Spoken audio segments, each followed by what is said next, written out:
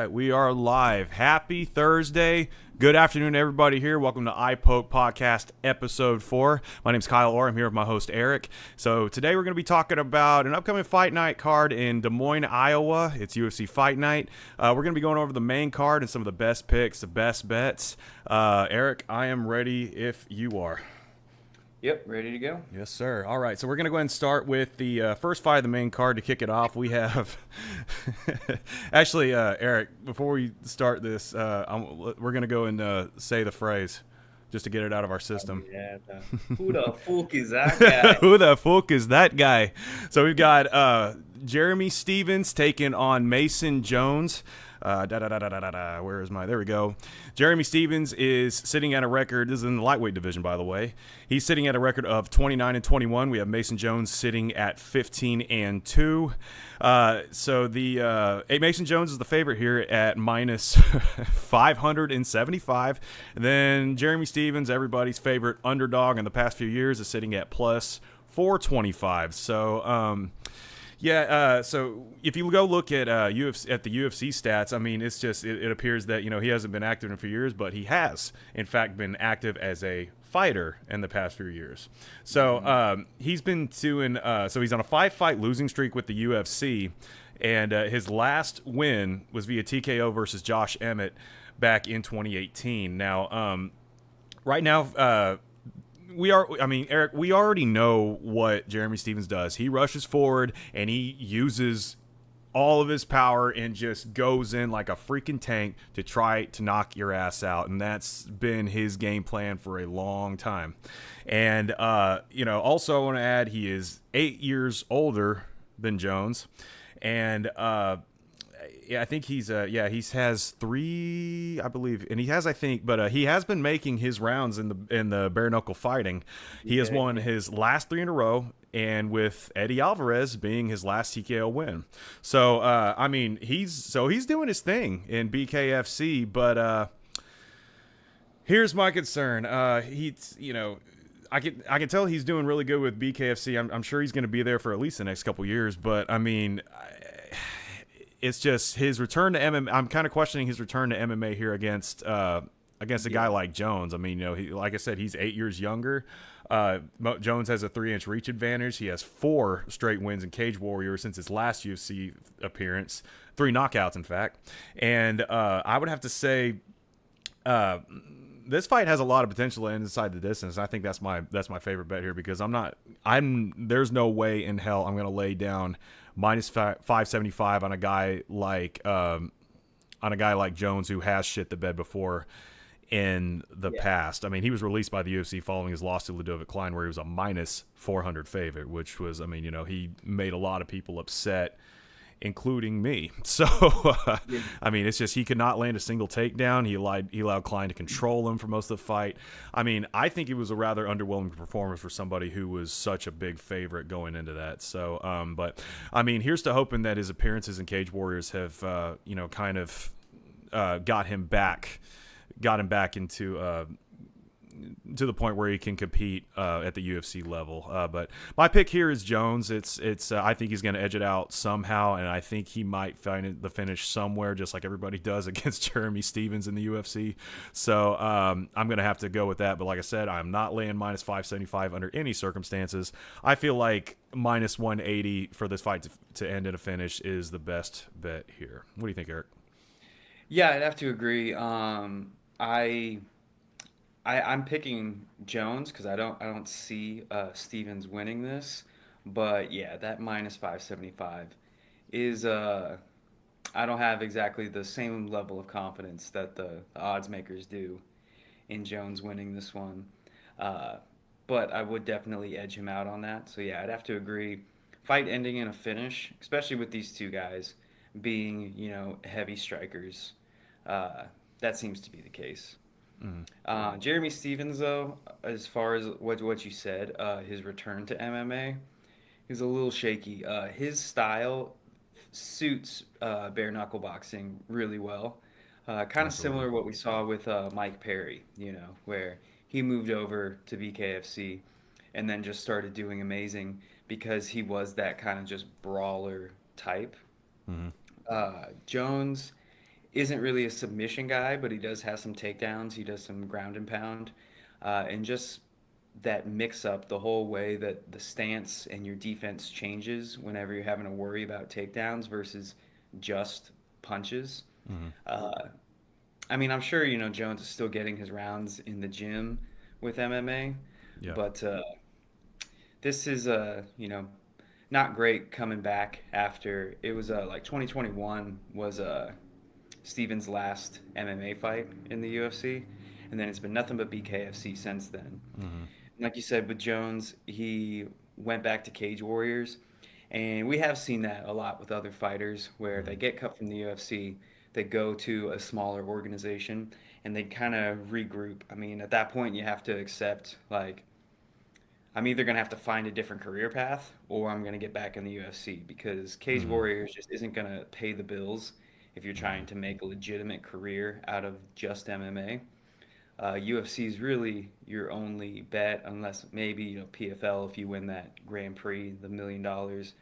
But that's one person per weight class gets that. So pretty much, if you're looking to consistently make a career out of MMA, we'll talk to it whenever we get more to the Derainer fight. But he was in one, and he even said Hmm.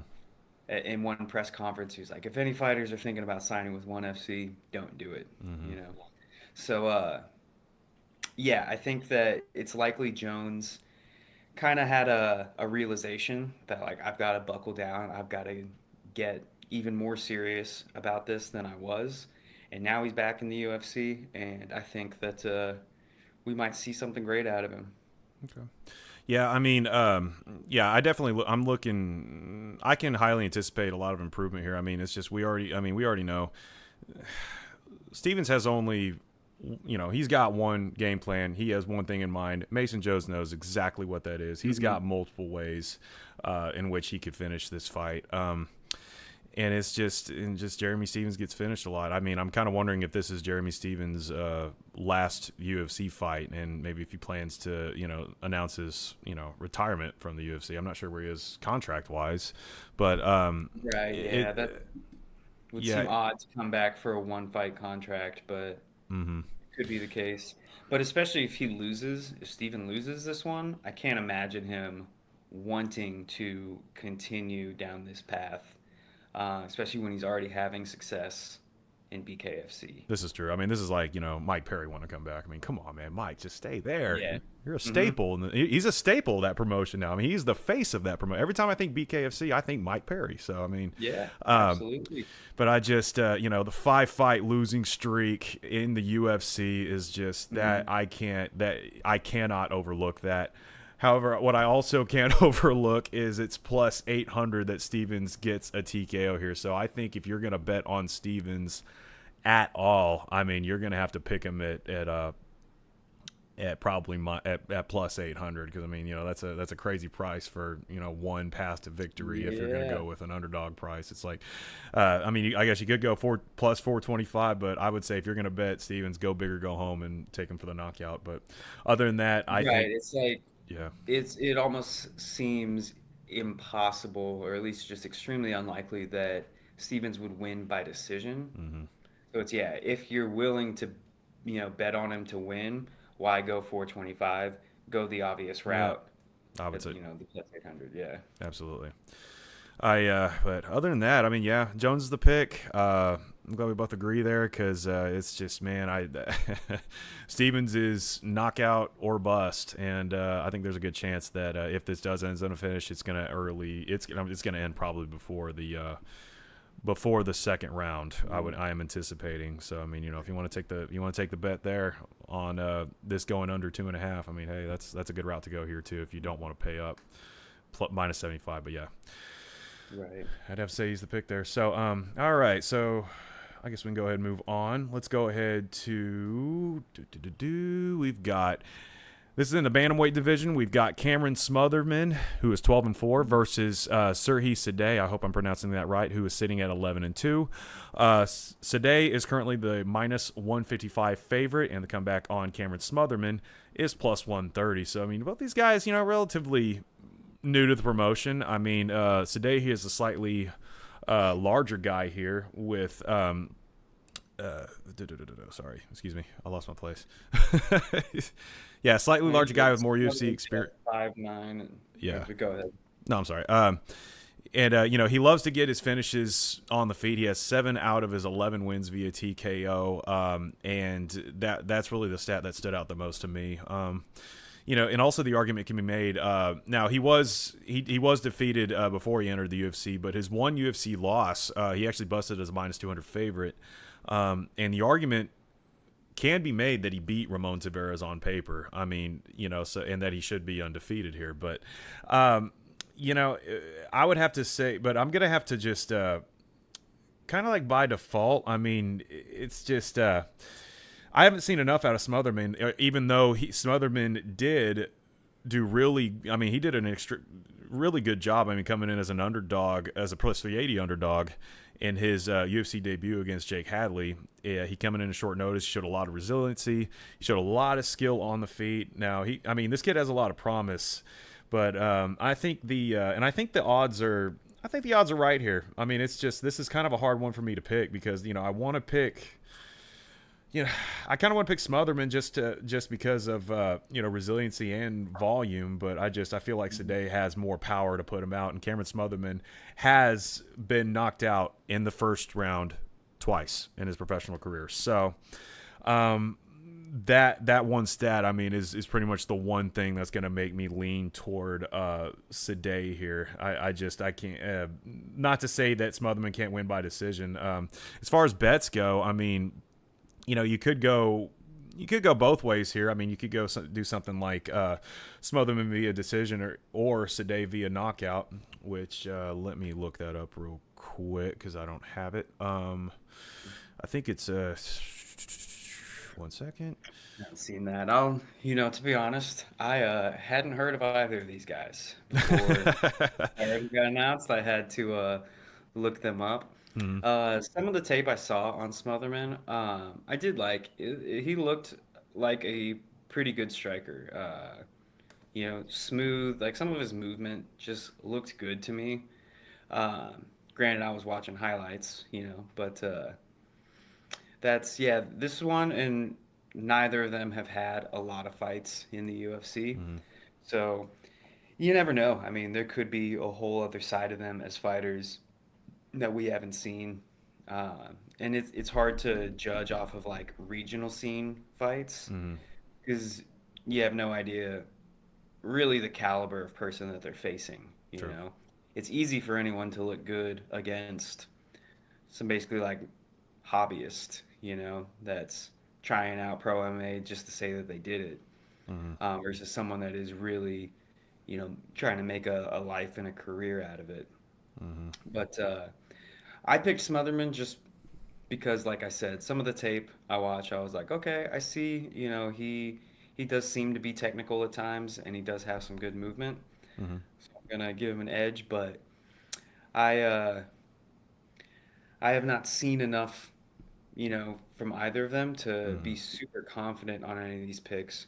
So I would probably go with fight to end in a finish plus 110, Hmm. you know, if I was going to be putting money on it. Yeah. Okay. Cool. Yeah. I just. Yeah. It really could go either way. I mean, that's not a bad way to go. And then it was. If you decide to bet either Smotherman via decision or Sadeh via knockout, that's plus 105. So I mean, you know, that's not. I mean, that's not the worst price in the world. Right. But you know, like you know, it's hard for me to make a confident lean either way here. I mean, I just I'm gonna have to lean with a more powerful guy. Um, and I mean, I think he has a little bit more uh, experience, but yeah, it's just A few more fights or 11 overall. or not, excuse me. Yeah, some of them has a little bit more experience, but I just I don't know, looking at his record, well, it's just you know, he goes in there for the. I mean, he goes in there for the kill. So I mean, you know, he could walk into a trap. You know, I mean, you know, Smotherman could knock Mhm. him out cold in the first round. So it's just, you know, like I said, it's really, man, it's really hard to have a lean on this either way. But I'm just gonna side with the smaller or the stronger guy here. Excuse me. But it would not surprise me at all if Smotherman gets the win here. Could be. All right. So let's see. Let's go ahead and move on. All right. So So, then to Montel Jackson versus Daniel Marcos. This I think is going to be a good one. mm-hmm, Uh, for bantamweights, these guys hit hard, a lot mm-hmm. harder than Very you hard. tend to see with bantamweights. Um, Montel Jackson, I think, did just edge into the top 15, like ranked number 15. Yeah. But Daniel Marcos, although you're technically unranked when you're under that, I wouldn't be surprised if he's 16. You know, a win here is definitely going to put Daniel Marcos in the top 15.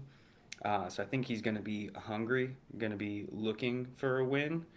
You know, everyone always is, but Mm-hmm. Jackson just has some crazy knockout power for a 135er, and that's what I'm leaning towards in this fight. Montel Jackson, yeah. Mhm. Yeah, right now, Montel Jackson's sitting at minus 220. So money has been coming in with, on him throughout the week. And Marcos, one of the rare things you'll see, he's 17 and 0, but he's kind of an interesting, sizable underdog here. And, on at first glance, I was like, hey, maybe I should take a stab on Marcos here. But I just.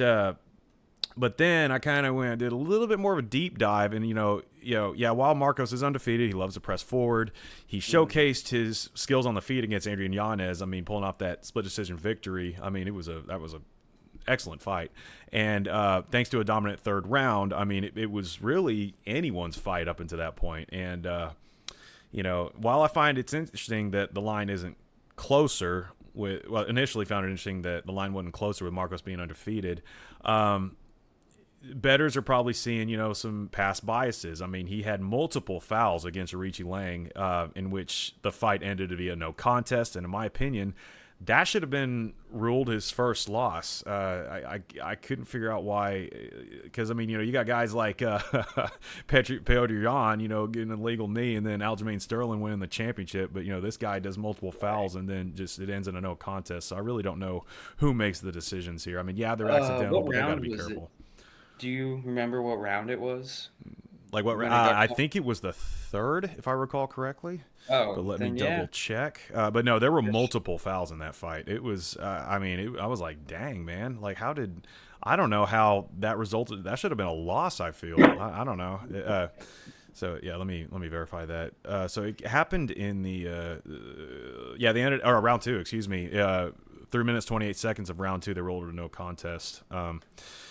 So yeah, it was eye pokes, nut kicks, the whole shebang. Yeah. So, and then so I think that should have been his first loss. And then you go up to and he's fought really well. He fought good against John Castaneda. Of course, the really that fantastic fight against Adrian Yanez. I mean, Adrian Yanez always puts on a show. But Mhm.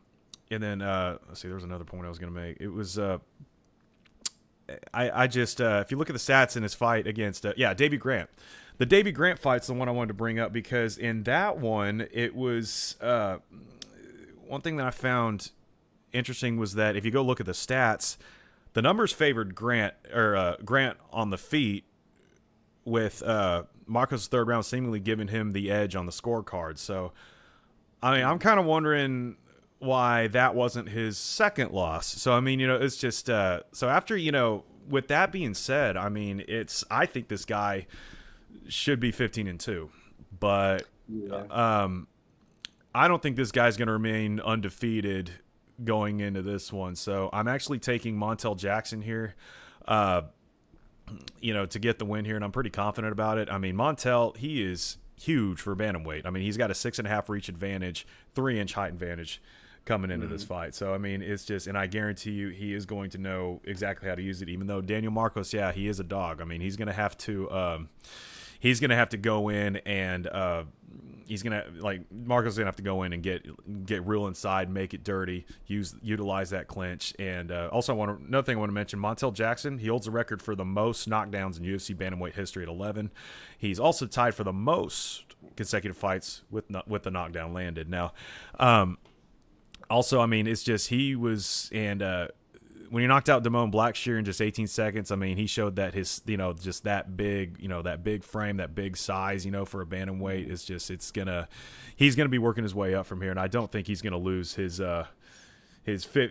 ranking at number 15 to a guy like Marcos, who should be 15-2 coming into this. So, go ahead and give me Montel Jackson in this fight, man. I'm actually pretty confident about it. I mean, I just same, but it's just it was the fact that Marcos has a lot of his wins by decision, and then Jackson has both knockout, TKO, and submissions victories. That just made me see that like Jackson has plenty of paths to victory, absolutely, whereas Marcos just kind of edges him out, and sometimes, like you're describing, a little questionable ones. Which with his no contest, I'm pretty sure it's because it was in the second round. If there's a fight-ending foul in the third round, then they'll go to the judges' scorecards, see who was winning there. But like with Piotr Jan and Aljo, it's because it was a championship fight. I'm pretty sure is the way they do it. They don't want a no contest on a championship fight. So they go straight to disqualification. But I know we all know why that is. Kind of the We're all paying up. Right, yeah. That was kind of the controversy with Triple C's last fight, where he got that iPoke, and then they made him start the third round, and then as soon as the third round started, they ended it. There was a lot of people complaining about that, saying it shouldn't have gone to the judges' scorecards. It should have just been a no contest right there. It was really weird that they decided to do that. Yeah. I mean, it's just regardless, though. It's crazy how, fighters can make that many mistakes and then actually compromise a fighter to the point where the fight just cannot continue. I mean, that's just in my book. I mean, I think that's a loss in my book to him. And I just, I don't know. It's just, there were just way too many fouls in that one fight. I was like, good Lord. And then, statistically as David Grant, man, those judges were on his side in that fight. It just makes no sense. But yeah, no. It's a problem with the UFC. They just don't call enough. They don't take enough points away for fouls. They'll give so many warnings. Fence grabs, eye pokes are like the most egregious things. Nut shots, a lot of those, and you'll just get warning after warning, to where it has to look super deliberate for the third time before they'll finally take a point away. Yeah. It's just I just don't see him. Like I said, my pick's Jackson. I don't see him going 18-0 against a guy like Montel Jackson, who seems to be on the up and up and has faced far tougher competition than Daniel Marcos. So, yeah, definitely give me number 15 ranked Montel Jackson to continue moving up the rankings in bantamweight. Okie dokie. Let's go and go to the an interesting matchup. It's a pick'em at this point. I think there's a slight edge on Ponzinibbio here, but yeah, we have Daniel Rodriguez versus Santiago Ponzinibbio. Right now, it is there is a teeny tiny slight lean on Ponzinibbio here, but I mean, I think by the time fight time comes up, it's gonna be a pick'em. So we've got what I'm seeing right now is -115 to -105. Yeah, that's right. Yeah, basically a pick. Yeah, and then we've got, I mean, both fighters, they're age 38. I mean, they put on a lot of shows in their career, and now it's gonna come down to just who has the better chin, who has the better camp. And, who wants to make a statement here and, keep getting the better fights for more money? Because these guys, I don't see them moving up the ranks at any point in the future. They're both on their way out, but that doesn't mean we're going to get a, bad fight out of it. No, they're both typically entertaining fighters. Mm-hmm. And, it's just I'm going to have to go with just initially I mean, the odds are right here. I mean, this is a pick 'em. It's hard to have a lean for me either way, but I'm going to have to go ahead and go with Daniel Rodriguez here just on sheer volume and just pressure alone. And even, however, I just want to point out that I think Ponzinibbio has the better camp and American Top Team in Coconut, Florida, compared to Daniel Rodriguez training at 10th Planet. I feel like Ponzinibbio would have the better camp here. However, I think Daniel Rodriguez has the better chin coming into here.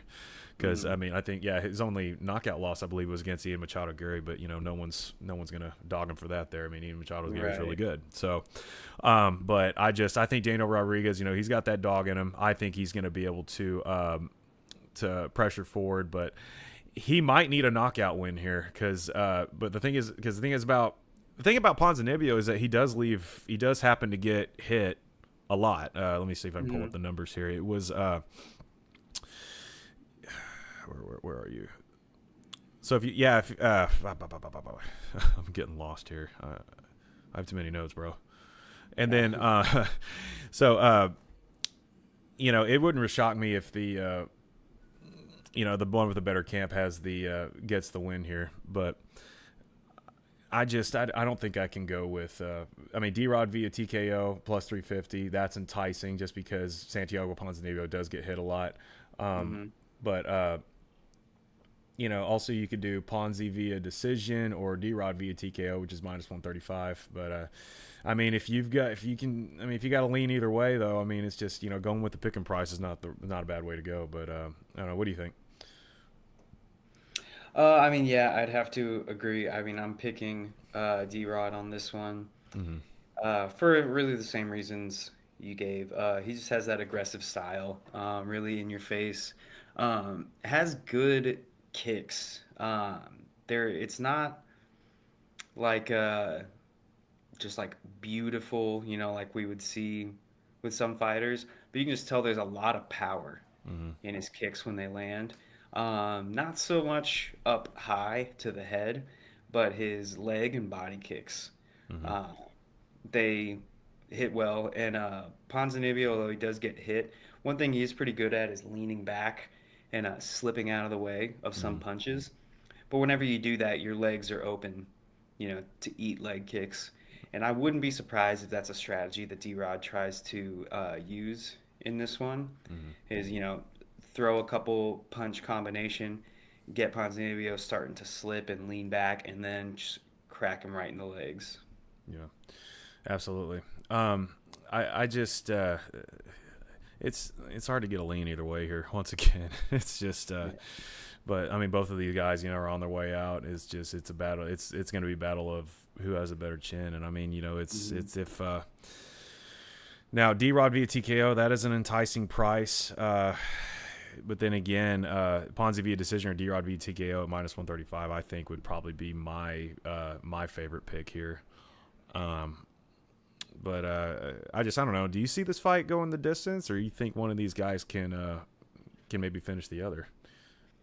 They both have the potential to finish, but both of them have been a little bit more on the decision side more recently. In their wins, at least. Ponzinibbio did beat Carlson Harris by punches in his last fight. But before that, he's had a couple decisions. Alex Moreno, he did beat by punches, but then, he lost a split decision, won a split decision, won a unanimous decision. Both these guys are, they tend to get decisions, and with them both getting older, I could see that, happening there. Both of them older, 38. They're not, the young, hungry power hitters that they used to be. I'd have to go with D-Rod here, probably having more in the tank and then just having more volume to get it done. The more likely to get the finish here is Daniel Rodriguez. So it's just, but it's appropriately a pick and fight. And this might technically Daniel Rodriguez might be the only underdog I pick on this card because it's so hard to pick dogs on this card. There's maybe like one other that is live, but it's just D-Rod might be my only underdog pick here because I just it's this is a card full of very top heavy, Right. very top heavy Yeah, I'm matchups. looking and I think, yeah, I'm the same way where this is my only underdog pick. So so we're not gonna have a hard time disagreeing, I guess, from here on out because if we're ready to go on to the next one, we've got Oh, my bad. Smotherman, which again, I wasn't super confident on that one, yeah. I but mean, he's an Smotherman, underdog and he's got a shot there for sure, yeah. but definitely. So all right, so let's go on to the co-main event. So we've got Bo Nickel taking on Hmm. where I can't pull where De Ritter, I my can't stuff pronounce is taking my stuff is taking forever to load right now. Rainier De Ritter, Thank you. Rainier. There we go. Bo Nickel taking on number 13 ranked Raider DeRitter. This is in the middleweight division. We got Bo Nickel undefeated at 7-0. Then we got Rainer DeRitter sitting at 19-2. So right now Nickel sitting at a minus 310 favorite. We've got money coming in on him all week. And then we've got Rainer DeRitter as probably one of the most live underdogs on the card at plus 250. So now the first thing I want to call attention to that's been kind of been the rage and been the talk online is according to an Instagram post and MMAmedia.com, Nickel weighed over 220 pounds as of 429 while he was standing on the scale. But the thing is, here's the thing. He had clothes on. He had a cup. So I'm guessing he was actually around the 215-pound mark. So there was a lot of talk online like, oh, man, he's not gonna make weight. Oh, God, he can't make 185. But if Yeah. he's at 215, he's done weight cutting before. He's a Yeah, very a successful lifelong wrestler. wrestler. He's Yeah. been doing this since middle school. Absolutely. So, I mean, it's just, I see absolutely zero issues coming out of this, but Hmm. that doesn't mean don't keep your eye on the weigh in. Make sure Right. he has an excellent weight cut. But I think that Instagram post, it was just a bunch of people freaking out. And he could have done it as a joke just to get people to freak out. So, I Yeah, mean, you know maybe how they are. Like, get a little bit more attention on. Yeah, no, I mean that's a great little marketing strategy right there, Mhm. too. Especially a good fight night overall, but probably not getting a whole lot of hype sitting in between two pretty good pay-per-views Yeah. just to get everyone talking about it. Uh, yeah, it wouldn't shock me if That that wouldn't was shock me either. his strategy. Yeah, so I mean, given the odds, it's just I'm gonna go ahead and talk about Bo Nickel real quick. I think he has more tools to victory coming in this matchup. He's a far bigger threat on the feet. He's going to look to keep on the feet, I think, and he's going to prove that he can hang on the feet and make an example of that. But he's also, I mean, it's just he's no stranger to the ground game, and he's going to have to utilize a lot of that wrestling in order to keep it at his wheelhouse instead of DeRitter's, because once DeRitter gets us on the ground, all of us are going to be on the edge of our seat and clenching, if you know what I mean. So it's I'm going to be a Yeah. little nervous. So, I mean, my pick here obviously is Bo Nickel. I think he's going to continue his rise in the middleweight division. I just, the thing about Dritter, he's just, he has to control the exchanges on the ground, and he has to get it there in the first place. So I think to do that, he's going to have to lure Bo Nickel into grappling exchanges, to which I mean, I want to go back to the Paul Craig fight, which, that's what I thought. Paul Craig was pretty good underdog going up against Bo Nickel. And I'm like, well, okay, Paul Craig, all Paul Craig has to do is just, get him on the ground. Then, you're in trouble. But Paul Craig Mhm. stood standing the entire fight for whatever reason. So, Well, the thing is, it's difficult with mhm, Bo Nickel. Even though he's not, super slick jujitsu, he mhm, does have like a couple of subs, but it's just his wrestling is something that is going to give everyone trouble. Um, Even just me, which, I mean, I'm not anywhere close to these guys' skill level in jujitsu, but just when I go against a wrestler, even if they've never done jujitsu before, it's just so much tougher than anyone else just because how well they can control their base. You try to reverse them or set them up or something. they're just able to move, even if they don't even know particularly what you're going for. Like you're a couple steps ahead of them in the jujitsu. They can just feel, but like, oh, you're isolating an arm, that's bad. And they just instinctively know how to move around and get away from that type of stuff. Yeah, So I think that that is going to be an issue because definitely for DeRitter, submission would be his path to victory. absolutely.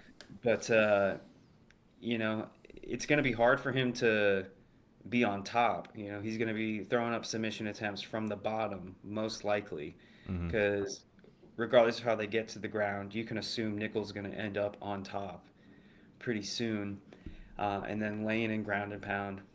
Also, DeRitter doesn't have the best striking. No, he Sometimes he doesn't. looks just completely awkward throwing punches. Um, his his debut in the UFC versus Mearshart, man, I'm so bad Gerald at Mearshart. Yeah. names. Yeah, uh, that was such an awkward looking striking exchange. Hmm. And then before that, you know, DeRitter was in ONE FC, where he was the middleweight and light heavyweight champion. Definitely awesome, but over there in Asia, a lot of those guys aren't as slick with jujitsu and especially wrestling Mm. because they don't have it in their schools, you know, like we do here in America. And so there's a lot of people in ONE FC that are pretty deficient in the wrestling department and just kind of grappling in general. So to dominate in that organization isn't isn't the same as dominating in the UFC. Oh yeah, of course. Now, yeah, it's just we know DeRitter knows what he has to do here in order to get the victory. We know what he needs to do, but obviously, if he cannot capitalize, Bo Nickel, he's gonna do what he can to probably keep this on the feet and get a performance of the night bonus by starching him. But which kind of brings me to my next point. As far as the best bets here, I unfortunately cannot lay minus 340 on Bo Nickel because of the submission threat coming from Rainier DeRitter. It's just that's kind Right. of that's too. I mean, Bo Nickel is not. I mean, that's his. I just that's the ground game is not as much Bo Nickel's house it is Rainier DeRitter. So it's just I cannot lay down minus 340 for him to win. However, I do. There are some prop bets I like. I like Bo Nickel via finish at minus 110. I also like. I mean, hey, we've already said it. What are the paths to victory we think? I'd say DeRitter via sub or Bo Nickel via TKO at minus 115 is an excellent price. And Absolutely. for the fight to end in a finish, I think this will end in a finish, and I think that's a way better price than minus 340. It's at minus 195. So, I mean, if you want to play this safe, I mean, it's just I think minus 195 for the fight to end in a finish is an excellent price to pay. What do you think? For me, out of those, I would go with Dorita via sub or Nickel via TKO Mm, 115. Um, I mean, fight ends. This could definitely be a lay and pray from Nickel, wanting to keep his undefeated record, but Bo Nickel can strike. Like he can throw bombs. I mean, he's not like the technical boxer or kickboxer or anything like that, but he can. He fakes the takedown and then throws the overhand, like it's left because he's a southpaw if I'm remembering right, mm, and he does that really well. He throws hard punches. And then whenever he gets down to the ground, like I said, he just from wrestling, he has such a good base that he can drop good ground and pound and not get reversed. Whereas sometimes you see that people they're throwing really weak punches from the bottom because if they commit too much, they're going to get swept, they're going to get reversed. And that's not as much of a threat for Nickel just because he has such phenomenal wrestling. mm-hmm. So I could definitely see a TKO. But on the other hand, he could get so overzealous for going for the strikes, like the ground and pound, that he falls into a submission from DeRitter. Absolutely. So yeah, that DeRitter via sub or Nickel via TKO for one minus 115. That's where I would lean for this one. Good deal. And I think Nichols already said, he's wanted to deliver more for the fans, just in terms of. I think he said he was just slightly disappointed by his last performance. So let's hope he comes in here and is just like, oh no, I'll put on a show for you, and he just completely starches DeRitter in an early round. I mean, I think that's what. I think that would put. I mean, plus, not to mention DeRitter is ranked number 13 right now, I believe. So I mean, it's just. I mean, that's Bo Nickel making a statement that he's moving up the rank. He's going to start moving up the rankings, and he's here to stay. Mm-hmm. But it's just, Rainier DeRitter. It's just, I think his only path to victory here is via submission. Yeah, I'd agree there. Absolutely. Whereas Nickel, it could be. I mean, honestly, it could be a submission as well. Yeah. For Nickel, True. Because he is good at controlling the position enough. I'm pretty sure he has like an arm triangle and 2 rear naked chokes in his wins, which are both ones where you just control the position, and then once you're in there, it's pretty simple. You have it. Whereas DeRitter, at least in like ONE FC, saw him pull like an inverted triangle from like bottom side control, like some crazy stuff. He's got a lot of options for submissions, but that is DeRitter's only apparent path to victory. I would just be shocked to see him do well at all in the striking department.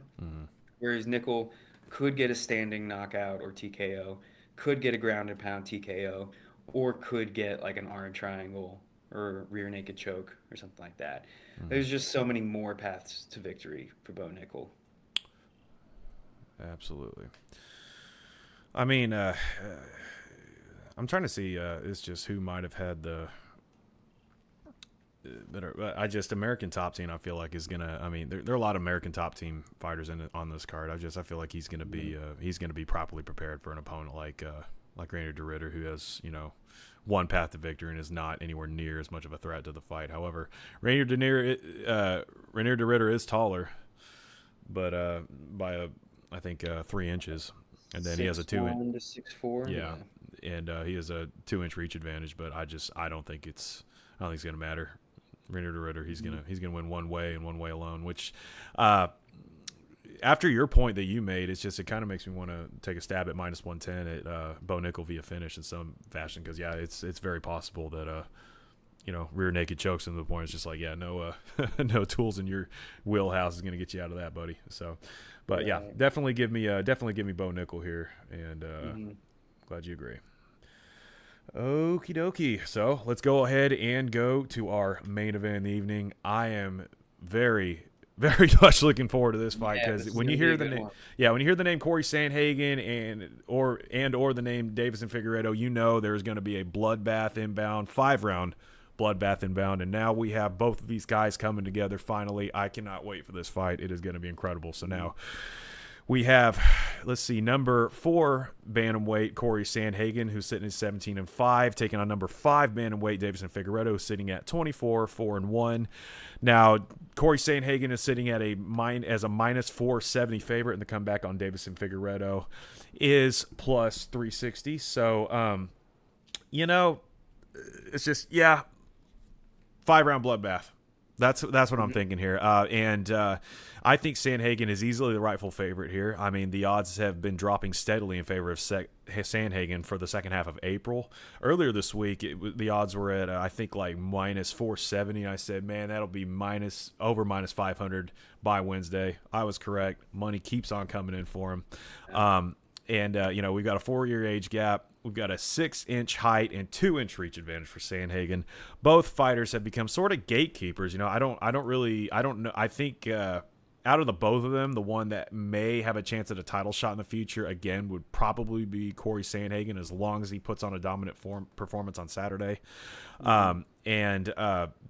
However, though, it's just over -535, or excuse me, I was looking at my notes. He's -535 now. Yeah, it's on the screen. I'm sorry. Plus 400 for Davison Figueiredo. Yeah. So in the odds, I think are going to continue to drop. There might be a little bit of money coming in on Figueiredo towards the end of the week, but I think the odds are rightfully in Sandhagen's favor here, because Sandhagen lands over 5 significant strikes per minute compared to Figueiredo's almost 3.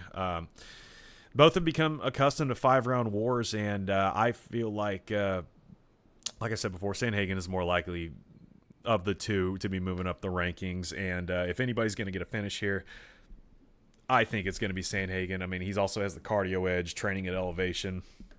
But unfortunately, no, I am confident Sandhagen is going to win here. But so is every other bettor on the planet. Yeah. Minus 535. Everybody, we should have jumped on that when we had the chance, but I wasn't even going to pay minus 450 or whatever it was for Sandhagen early in the week. So, go ahead and but yeah, as far as my pick goes, go ahead and give me Sandhagen all day, because I'm not. I'm not. Ooh, uh-oh, messed that up. Excuse me. Yeah, no, it's saying your pick's Bo Nickel, but that's not correct. We already picked Bo Nickel. Oh no, my pick was good. Oh, yeah, that's what I'm saying. No, I messed something up. But no, it's just so yeah. My pick's Corey Sandhagen. How about you? Same, Corey Sandhagen. Again, similar to Bo Nickel, multiple paths to victory. With Figueiredo, uh, although he's not a bad striker, he's Not at all. shorter, doesn't have the reach advantage. Sandhagen has a reach advantage on him. Figueiredo has a lot of wins by submission, so that's what I see as really being his uh, path to victory. Now, we don't see a lot of good, super, super high level grappling from Corey Sandhagen in the UFC, but just a little insider information. One of my good friends, Dan Dykman, is a really good black belt in jiu-jitsu. He's now in Austin, but he was up in Denver, Colorado for a while. And he trained with Corey Sandhagen multiple times. Mhm. And he spoke really highly of Sandhagen's jiu-jitsu. Absolutely. And so I know Dan, he's a 145er. And just that's his specialty. I mean, he'd kick my ass jiu-jitsu every time we got on the mats together. Uh, so I think that Sandhagen has some really slept on jujitsu capabilities that we just haven't seen in the UFC because whenever he's in the octagon, he wants to start striking, Mhm. and that's where he really does tend to shine. But he still has those skills on the ground. Right.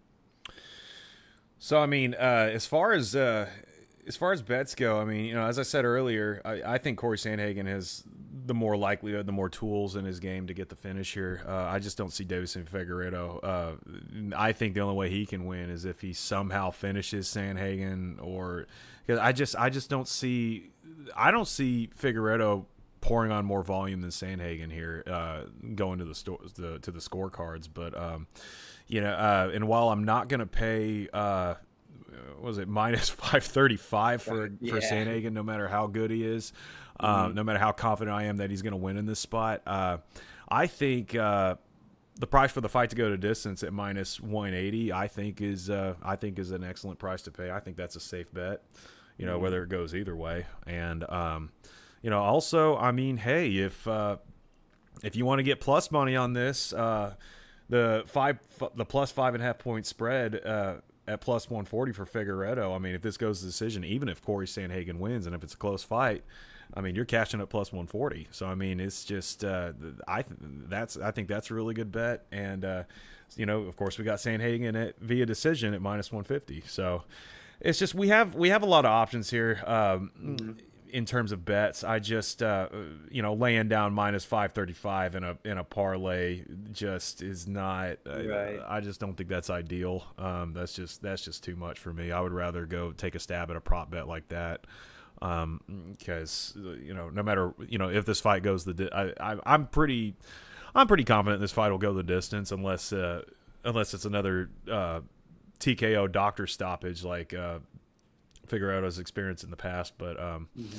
I think that's the only way we're going to get any sort of TKO here. But either way, I think this is going to be a 5-round bloodbath that we're all hoping it's going to be. So yeah, go ahead and give me Sandhagen via decision here. I'll take that as at either minus 150 or like I said, if you want plus money, take Figueroa the plus 5.5 point spread because I don't think if Sandhagen wins by decision, it'll be totally freaking dominant. I think it'll be a lot closer than some people think. Yeah, I'd have to agree with that. Um, Sandhagen, I definitely do edge him out. Um, but yeah, it's MMA. So taking anything with a minus 535 price, just Yeah, man. we're gonna be watching that fight. Like I said, as I said before, lack of a better word, clinching. Yeah. So it's just yeah, I can't possibly lay that price on anybody. I mean, it's just the money's just going to keep on coming in on Sandhagen, and I'm sure, like I said, toward the end of the Right. week, we're going to see a teeny tiny little dip on Figueredo, but I just I'm going to have to go with Sandhagen all the way here. Just Mhm. I just don't think it's just Sandhagen's got the statistics and the volume numbers, and I think he has more potential to move up. But either way, I think both these guys are going to be gatekeepers for at least the next probably a couple of years or so. Yeah, probably because I mean, we'll see if the rematch of Marab and O'Malley is coming up, Hmm. but I am gonna assume on that one that Marab is keeping the belt, and Absolutely. I don't I don't necessarily see either of these guys having what it takes to finish because you have to finish Marab because he is just really good at edging out Hmm. the decisions, just being so dominant and controlling people the entire fight. Uh, yeah, I mean, maybe making it to fight for the belt could happen, but I don't see either of these guys winning the belt, Yeah.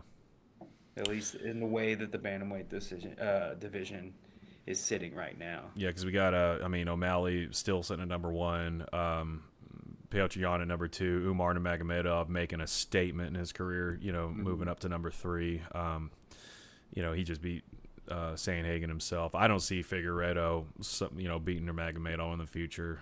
He might have a. I mean, if him and Petr match up again, I think that would be sick. But um, I think Marab is going to be he's going to be top of the bantamweight division for a long time. It's just because Sean O'Malley cannot seem to defend the takedown. But I mean, if you're going up against Guy Marab, I don't think anybody's going to defend against the takedown because that Absolutely, guy yeah. will always make it happen. He will always follow through. He will always. I mean, it's just Mhm. that's how he controls the fight, and he's gonna be there for a while. Sean O'Malley literally is gonna have to come up there and just freaking starch him. But it's just by the time he makes the decision to throw a punch, Marab has already got Yeah. him in double leg ready to take his ass down, no matter And how he's tall hesitant O'Malley is. to really commit because that threat of the takedown is there. That's right. And the threat of the takedown is like there whenever is already like happening by the time you realize it's there. I mean, it's just Right. he's ready. I mean, it's just it's just no, I can't see any of these guys that would have a chance against him. Maybe Nurmagomedov just to see some fresh blood, give him a test. But Yeah. I think even Marab would have him there too. So, but yeah, I just unfortunately, yeah, these guys are going to be gatekeepers for guys coming up. Like for example, Montel Jackson. I can see a Sandhagen and or Figueredo Montel Jackson matchup in the future for sure. But Montel Jackson of course has to win this fight if he wants to keep his ranking at number 15. Yeah, I say he's still got a little bit of ways to go up. Unless, I mean, sometimes there's somebody misses weight or something like that, and then, the number 15, 13, 14 gets called up to fight, someone in the top 10. Could happen. He could get that chance, and then, maybe he could just deliver that night and get launched up in the rankings. We've seen it happen before. Yep. All right, so we've picked. So it's crazy. I mean, it's this is unfortunately this is one of those cards that just didn't really have a whole lot of just a lot of live dogs, and then those underdogs really only have kind of a singular path to victory minus Cameron Mhm. Smotherman. I think he can Right. he has the more likelihood, or the most likelihood, I would say, if you don't want to count Daniel Rodriguez and Ponzinibbio, which is basically a pick 'em at this point. But Right. um, yeah, it's just yeah, it's a card that doesn't really have a lot of live dogs. I mean, DeRitter, he could do it. I mean, but it's just I don't really have a lot of faith in Marcos getting it done against Montel Jackson, who's on the up and up. But Yep. yeah, it's and then of course Mason. It's just I just cannot pick Jeremy Stevens against Mason Jones. It's just not. Yeah. Yeah, I just it's just too risky. Just given how many underdogs beat up Stevens past. But well, as you said earlier, it's MMA. Anything could happen. Yeah. So And Stevens just in needs one Stevens' punch. defense, all of his, which I mean, he's on what was it, like a 5-fight losing streak? Yeah, with the Those UFC. are all against some real killers. Let me This is also true. I to mean, it. so maybe he's coming back to the UFC He to make a lost statement and to get that Gamrot. double paycheck. Yeah, he lost to in his last 5 fights. Gamrot, Cater, Yair Rodriguez twice, Zabit, and Jose Aldo. hmm But actually, I wonder where I'm kind of curious where the odds are at with that fight to see if there's any money coming on Mason Jones because I highly doubt it. Yeah, he's minus 575. That's crazy. Yeah, it's the odds have the odds have actually stayed static for Mason Jones ever since Monday. So people aren't touching this foot with a 50-foot pole, Yeah. and which makes sense because I'm also not touching this fight with a 50-foot pole in terms of who's going to win. It's the prop bets are the way to go there. So. But yeah, I think that about wraps it up. I didn't have anything else as far as this card goes. Did you have anything else you wanted to add, Eric? Not for this card, other than I'm rooting for Misha Tate, but that's We all one are. where I'd be hesitant to put money on it. I'm Very just much so. for her sake, being such a classic in women's MMA, and I'm wishing the best for her. hmm And according to the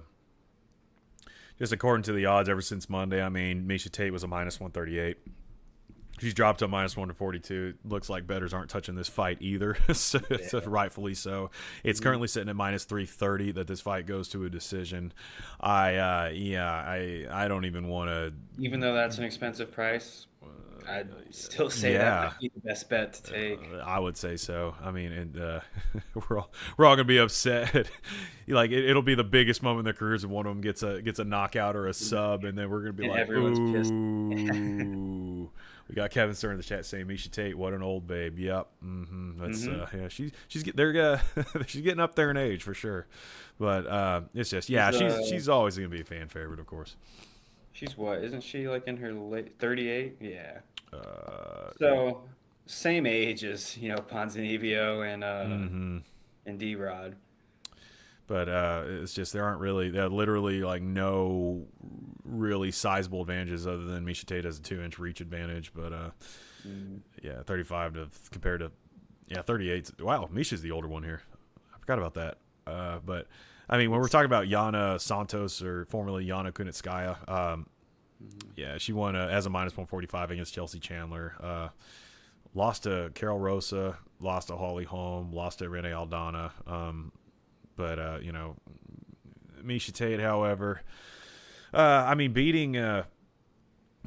getting that round 3 rear naked choke against Julia Avila, I mean, was pretty impressive. But I think this is going to be a very close decision. And yeah, this might actually be the one moment I go and drop maybe a minus 330 price tag if I decide to bet on this fight. But 6 has been my lucky number lately in terms of parlays, so I don't think I'm going to Yeah. touch this fight in any way, shape, or Not gonna form. risk that one. Unfortunately, no, I can't. Yeah. Is there a bet that you would take? Maybe. I mean, let's see. Let me go pull them up. It's Yeah, I'm not even telling sure me what. I got you. From what you told me, honestly, I would say going the distance. That's what I feel the most confident with as Mm-hmm. far as outcomes in this fight is that it goes the distance. Yep, minus 330 for either of them go the What's distance. what is Tate by submission? What is that coming in at? Plus 500, Plus 500? which would Uh, be nuts. yeah, but I mean, she has a lot of submission wins. Mm-hmm. Uh, Yeah, I mean that could be something to maybe look at. And then Yana has 2 losses via submission, all coming from I think her last loss via submission. She had a loss via submission against Tanya Evinger in via, but that was when Tanya Evinger was like kind of still in her prime. I remember that. That was, but no harm, no foul there. And then she lost via armbar in that was back in Invicta. I was gonna say, is this before Yeah, UFC? yeah, before UFC. Okay, yeah, And 'cause I'm just looking at her UFC record and seeing they're all like TKO, KO. yeah, so last time she got anything, she lost via submission. Now, I think Misha Tate has the tools to get a submission done. I mean, and plus 500. I mean, Hmm. it's not the worst price I've ever seen on something like that. So, and I think this is appropriate for a featured prelim. There, with Hmm. Misha Tate's profile. But it's just I don't know. If I had to take a lean here, I would have to go with a slight upset in Yana Santos, just putting on more striking numbers and I think she's has she been the more active fighter? It's hard to tell. It's been about Well, equal. as of recent, I mean, Misha Tate Actually, fought no. once a year for the last couple years in I'd have to say by a 2023. slight margin, it looks like Yana Santos has been the more active uh, fighter, just ever since 2020. Right, but that's when Misha Tate's activity really stopped. Yeah, Before she retired. 2016, she was super active. Came back two fights in 2021, one fight in 2022, one fight in 2023. Yeah, but it's hard for me to get a lean on either of them. I mean, but Mm, I would I'd have to lay if I had to bet on it. I wouldn't even take dog money on Yana Santos. I would have to go minus 330 via decision and just call it a day. yeah, But yeah. I'm I mean not that touching is this fight at probably all. the safer one of that. Mm-hmm. Um, but 2023 against Julia Alvia, Tate did get a rear naked choke in the third round. Which was shocking. I can't remember what the odds were on Mhm. that, but it was I mean it was a plus 115. It was a pick 'em fight. Right. And Santos has a lot of decisions in her Mm-hmm. win column. For sure. Uh, in the UFC, at least, all decisions. You know what's nuts? Avila's loss against Misha Tate via submission was her first loss via submission in her entire career. Yeah. I mean, she's 9-4, but I just that was the first time. Right now, Misha Tate is a good grappler. We were Mm-hmm. kind of talking about this last night. Yeah. Her takedown defense is at 55% listed, Mm-hmm. but she's had so many fights in her career. One I remember in particular, the Holly Holm fight back in 2016. She got the rear naked choke in the fifth round, but I remember she was struggling that entire fight to take her down, and then she finally did. When it mattered, got the submission. But Mm-hmm. however many, I don't remember how many attempts she had, but let's say it was like six failed attempts or something. That's really going to tank your stats Oh yeah. of takedown uh, averages, takedown accuracy. Mm-hmm. But don't let that fool you into thinking that Misha Tate isn't a good grappler. Oh yeah, for sure. Yeah, I think she's the rightful favorite here for sure, but it's hard for me to have a lean. It's real tough for me to have a lean either way, but yeah, I just they're both just kind of just fighting to fight now. I don't see them. I know Misha Tate has talked about like title shots in the future and stuff, but I don't know. I feel like Nah, there has to not in be a UFC. I strict mean, drop in competition, UFC competition, in order for that to yeah. even be a slight possibility. So, Hmm. but yeah, give me Santos on that fight. I Yeah. guess not a She could confident lean.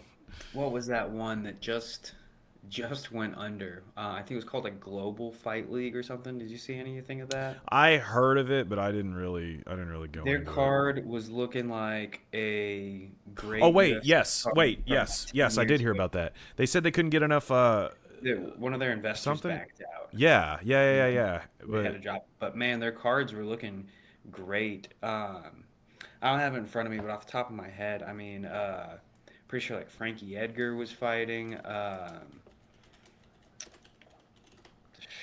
Dylan Dan. Now that I'm trying to think of it, I'm like forgetting everyone. Tony Ferguson was on it somewhere. Uh, Forgetting who. Alexander Gustafsson was going to fight on Yeah, it. yeah. Yeah, he was upset. He's saying he's interested in BKFC, which hey, sign me up.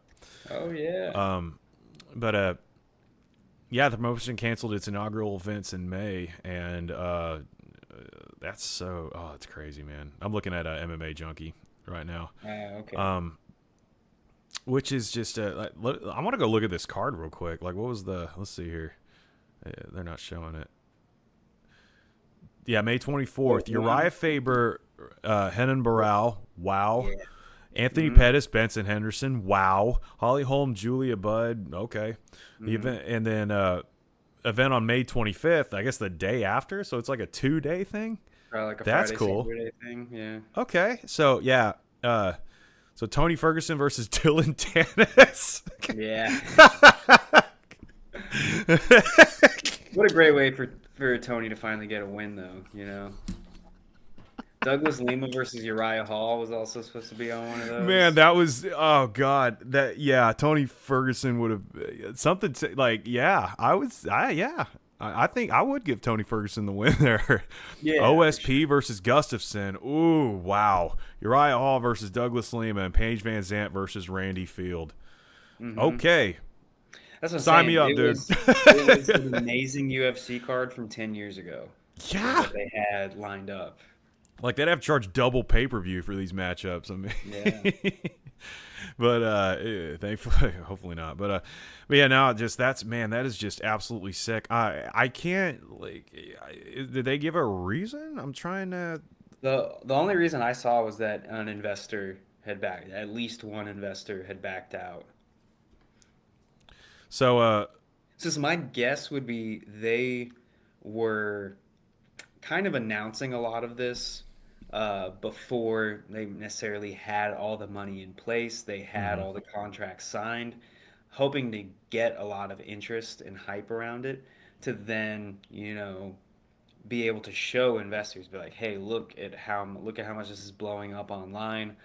Look at how much interest we've garnered around it. We're going to be able to sell tickets and pay-per-views. And maybe it just wasn't adding up. Maybe I don't know, but uh, yeah, according yeah, to that's MMA Junkie, GFL founder Darren Owen explained a financial obligation was not met by one of the promotion's main investors and hopes to hold its first events in June. He told MMA Junkie via email Thursday. Our primary investor did not fulfill his April obligation, which has caused some issues. However, we have a solution in place, Owen said. We are likely going to have to launch in June, but 100% moving forward. GFL slated 30 fights across its inaugural 2 day extravaganza. 30 fights over 2 days. Wow. Evenly split between the pair of fight cards. Wow. I mean, squads representing Dubai, London, LA, Miami, New York, Sao Paulo. Wow. mm-hmm. They held a draft in January. That's neat. Man, I hope this comes through, man, because it's just I feel like a lot of not to talk shit about the UFC, but it's just that a lot of these we just don't have enough star power anymore. Who Yeah. wants to watch this anymore? There's a lot Honestly, of it's talented people, but I mean, there's a lot of like Dagestani guys who they all have the same style. Um, yeah. I mean, they're When you have someone like as dominant as Khabib or as a man, why am I so bad at names right now? Lightweight champion, Maka. Makachev, Islam Yeah, Maka. Makachev. Yeah, When you have people as dominant as them, it can be entertaining. yeah. But whenever you just have 20 fighters on the roster, all with really similar kind of grappling styles, it's not super entertaining. You Mm-hmm. know, there's some hit or miss people out of China right now. Yeah, like the You know, they'll have some hype, and then whenever their first big fight comes, it doesn't necessarily go the way you wanted it to. Uh, yeah, I would just agree that there's not a lot of great star power mm-hmm. right now. Um, you know, hopefully, Patty, he's one who's like a charismatic, you know, funny dude. Yeah, yeah. Uh, O'Malley was that for a little bit, and then Mm-hmm. he's kind of backed up. I mean, Like losing the chilled belt. out, I guess is a good way to Yeah, kind well, I of. saw him saying something once. Or recently, he's like not really getting online much anymore. He like Mm-hmm. quit smoking weed. He Yeah. quit, which I mean, good for him, especially to try and make a comeback and win the belt again. Mm-hmm. But also selling it, that was his brand, you know. It really He was. was smoking blunts on Yes. Twitch, playing video games, and that's what a lot of people liked about Like him. they identified with that. You know, I identified Yeah. with that. It's like that's Um, freaking cool that it's just like you go out, you can go out there and whoop somebody's ass, and be one of the top mhm, fighters in the world and still go home and smoke weed, play video games, have a good time, talk with your chat, mhm. play Call of Duty. I mean, it's regular guy kind of stuff. And then, but I understand why he wanted to. He really wants to be the champion. He wants to do, Yeah. and he can't. He's not going to end his career just being like, and look back and say like, oh man, if I would have smoked weed, I would have been better. Like, he's doing that now. He Right. wants to do that. He wants to Yeah. give everything he's got to try to win the championship. And even if he doesn't beat Marab, I mean, it's just, he can look back on his career and say like, hey, I did everything I possibly could to try to become the champion. But it's just, Mhm. Marab was better, or who knows? Maybe he'll knock out Yeah. Marab. I mean, Or maybe it'll work to his better, but also advantage. just the style that is going to give him the most trouble. Yeah. You know, being a lanky, precision striker, someone who is a stocky, dominant grappler, that is Mm-hmm. just going to be. I mean, it's the Connor versus Khabib. You know, uh, the really quick, sniper of a left hand versus the dude that's just gonna, you know, get right to you, get to your legs, take you down, and just keep you there the whole round. Yeah. But man, I don't know. Yeah, it's just it's kind of there's a serious lack of star power, that now compared to when to what we remember like back in the day where it's just when we were hyped for every single card was a banger, Right. and now it's just seems like we got a lot of top control 15 minutes going to decision, and Mhm. just I feel like the UFC just doesn't want any more Conor McGregors. They don't want anybody to become bigger than the brand Well, I think. other than who has Well, already done okay, it. yes. I mean, I say they want them to have the big star power because they want to sell, yeah. but they don't want to lose control of someone like the way Dana lost control of McGregor, Yep. especially after the Mayweather fight, was Hmm. when McGregor just, I mean, he had enough money. He didn't give a shit anymore. Exactly. I mean, in that whole stint with the Ultimate Fighter, I'm like, man, this is not gonna go good. And I think isn't it ironic that there was one time where Conor McGregor was saying, "Who the fuck is that guy?" But from an MMA Yeah. career perspective, Jeremy Stevens has had, I think, more, as a whole, he's just had more activity and just more going on than Conor McGregor has. More Just activity for sure. I yeah. I mean, mean, it's when kind of nuts. McGregor It's was ironic. in his initial run through featherweight, I mean, he was going through a lot of people and was Hmm. doing well and was winning in spectacular fashion. Um, when he won the lightweight belt against Rafael dos Anjos, uh, right? Am I misremembering that? That's who he won it against. Yeah. Or Yeah. Jose Aldo, or was it Dos Anjos? Oh, it might have been. Yeah, I think Dos Anjos might have been before that was we can look that supposed up. to, and then he had an injury. I will look him. Yeah, it was. He won the belt against Chad Mendez, UFC 189, That was his. 2015, and That then was the featherweight one. are you talking about the? His lightweight win.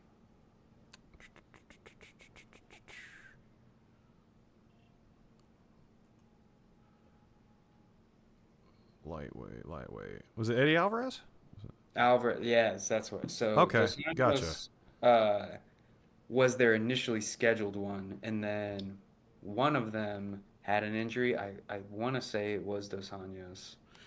Um, and then yeah, it ended up being Alvarez, and McGregor did really well in that fight. I still remember slipping just past the punch, coming back over the top with the counter. Mm-hmm. And then he had his little Diaz. Uh, they didn't do the trilogy; they just did the two fights. But Mm-hmm. and then and then came back for Khabib, and after that, it was his career was over. I mean, he had the shoulder knockout of Cerrone, but it was nothing but losses from there. Mm-hmm. But But yeah, I think because he wasn't as hungry. He didn't. If you followed him on Instagram, he was just on yachts, partying every day. having a good old time. Yeah, Yeah. I mean, I don't blame him. He earned that money. But so what led us down this rabbit? Yeah, I think that the UFC wants someone to be as prolific as Mm-hmm. McGregor was, but they don't want necessarily someone to gain so much influence and money that they then don't Mm-hmm. need the UFC. True. Because then they spent all this time, effort, money building someone up, and then they lose all of it basically. Right. Crazy times ahead for the UFC. It's just Mhm. crazy, uncertain times as they continue to rack up pay-per-view prices and pay their fighters less.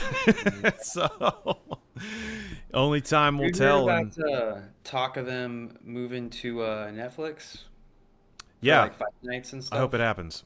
I really Yeah, hope me it too. happens because they'll get a lot more fans that way. It's just because it's just people are becoming more and more resistant to wanting to pay $80 for that card. And another thing, yo ho, a pirate's life for them because it's just they don't, Hmm. the regular person is not going to want to pay. The regular UFC fan is not going to pay unless they have just so much money that just $85 is nothing. Then it's just they're going to pirate the screen. It's Right. going to happen. It's just Well, giving way to private to piracy, not privacy, yeah, piracy. absolutely. And now I guess details would still have to come out as this all goes, but from what I heard, it would be fight nights that would be on Netflix. Uh, That's it. which can well basically so what I think it is that the ESPN deal, like their contract, is coming to an end, Yeah. and it's not performing the way that they had wanted it. So they're looking at other options. Netflix has had some boxing matches. They have a WWE or AW. One of the wrestling organizations is already doing Netflix events. I mean, if there's UFC pay-per-views free with my Netflix subscription, that's awesome. I mean, I hope there is, but I don't Mm-hmm. see them willing to do that. No. But man, just fight nights on Netflix. I don't know if that's going to bring in a lot of viewers. Like you said, we I think need more star it's gonna power. be more than what it is right now Oh, for because sure. Yeah, 100%. people are just bored and they scroll through Netflix to see what to watch. Nobody's scrolling through ESPN Plus just because, I mean, Mm-mm. you're like, oh, I want to watch this baseball, hockey, basketball game or UFC. You go Mm-hmm. to ESPN Plus, particularly to watch the one sport you want to see.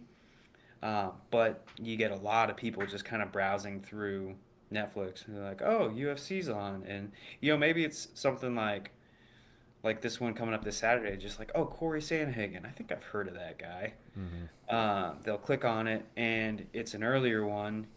They see, you know, Montel Jackson just starching someone, and then that kind of gets them entertained. They watch, and then they find out who Bo Nickel is through that. Right. It can definitely, I think, build more fans than their current deal with ESPN. What I would like to see is, if their numbers are all looking good, the deal looks good for Netflix and for the UFC, that maybe, although I wouldn't hold my breath on this, but maybe they drop that price down of the pay-per-views. God, I Because then hope so. people actually start buying them, and then they're Yeah. actually making more money. You charge $20 less, but you sell 20% more. You actually end up making more money. Yeah, I wish they were like, if they were $40, yeah. I mean, Hmm. okay. Yeah. Yeah, because the All streams right. cut out. It's That's what I'm annoying. saying. Yeah. It's just I Annoying. want a solid stream, but the Yeah. thing is there's also the risk if I pay $85, then if the stream messes up there, it's just I paid 85 Yeah. bucks. That's No. it. I mean, dang, like crap. Yeah.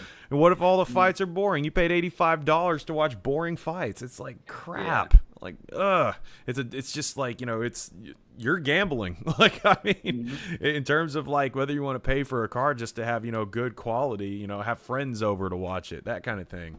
Right. I just wish they had a better business model as far as that goes because it's just Yeah. I'm curious about the what the times ahead are going to be for the UFC when you have promotions like the GFL coming in and actually having star power that gave the UFC its fan base in the first place. So, but I don't know. Time will tell. Yeah. Time will tell, man. And I mean, I really do hope GFL comes to fruition because I'm all Me those too. Yeah. matchups. I'm like, man, I'll watch those all day. Please, please, Hmm. please. I'd love to bet on them and everything. Hey, which comes to say, if there's a GFL, I mean, we can do a show on that too. iPoke Yeah. podcast episode, maybe like 8, 9, whatever we'll be on at that time. But When I was pulling it up, I saw something funny with that with GFL. Someone was calling it the geriatric fight league. that's accurate as hell. It is, yeah. I mean, it's exactly that. It's the Oh stars of man. the UFC from a time when they had a bunch of stars. Yeah, yeah, exactly. I mean, just that like I'm more pumped for those fights than I guess this fight night coming up. I mean, there's a Hmm. few like, we got some UFCs coming up that are going to be, bangers, but it's just that the thing is that GFL those 2 nights of GFL, it's just 2 nights of just all the fights are good. Like you don't want to miss any of Yeah. them. Like it's like Yeah. crap, man. Like we need more of that. The MMA community needs more. Like MMA fans need more of that. It's Hmm. just and I'm foaming at the mouth wanting to watch those matchups. I mean, Yeah. God, make it happen. Whoever that investor is, he must have been screwed over bad because it's just dang. I get this going. Yeah, because I can't imagine I mean, maybe they just hadn't marketed it enough Hmm. because I had until the announcement of them pulling out was when I really started looking. I like kind of heard it and I saw, like someone had sent me a picture of the card and I was like, oh, that's kind of cool. But I really like looked into it to where like I remember the name of the organization and everything after the announcement that the investor had pulled out. So maybe they just hadn't done enough marketing yet. They had put all their focus into like securing these fighters.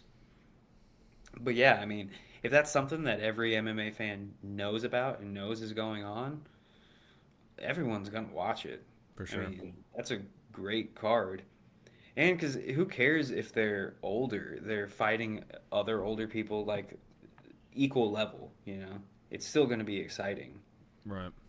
But as far as not like so old where it's like Mike Tyson versus, Roy Jones Jr., where, like that fight that looked like two men in their 50s fighting. Uh huh. Yeah, it did.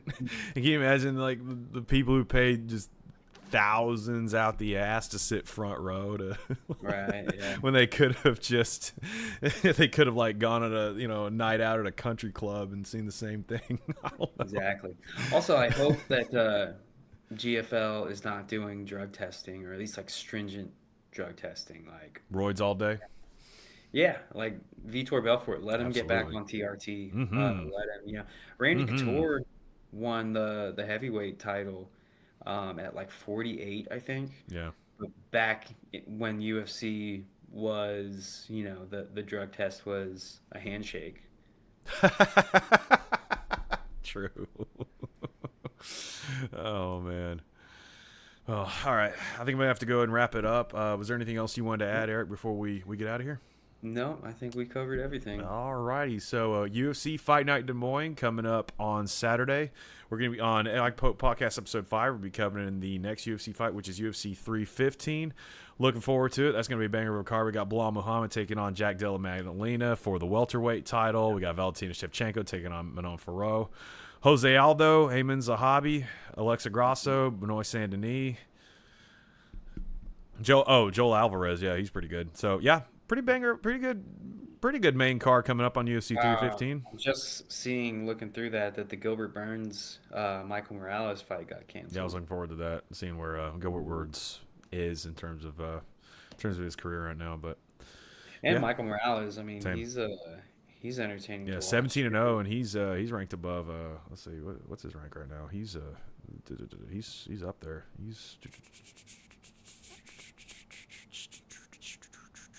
He's number 12, above Carlos Prates. How is Luke? Man, Vicente Luque is still number 14. That's wild. Jeff Neal's Really? still number 10. Colby's still number 9. Gilbert's still number 8. When's the last time Colby fought? Wow, hell if I know. It was.